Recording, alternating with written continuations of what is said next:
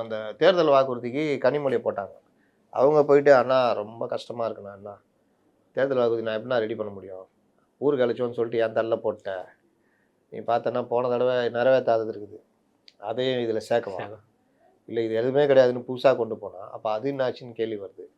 அதனால் பெரிய சங்கடமாக இருக்குது அப்படின்னோடனே, சரி நீங்கள் போவேன்னா ஒரு செயலி ஒன்று உருவாக்கிடுவோம், முடிஞ்சு அதில் தேவைப்படுறதெல்லாம் சொல்லுங்கள் அப்படின்னு.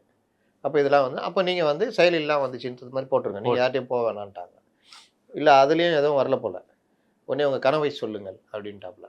அந்த கனவுலாம் சொல்லுவாங்கல்ல, இப்போ நான்லாம் சொல்லிட்டேனே, சென்னை சாலைகள் நல்லா இருக்கணும், ரோடு போடணும், மேயர் நல்ல தமிழ் பேச வேண்டும். அது ரொம்ப கஷ்டம். என் கனவுங்க, கஷ்டம் இதெல்லாம் உங்கள் இஷ்டம். அது ரைட். ஓகே, எனக்கு தேவை இது, சண்டை போடாத அமைச்சர்கள் வேண்டும். அதுவும் கஷ்டமா? என் கனவு.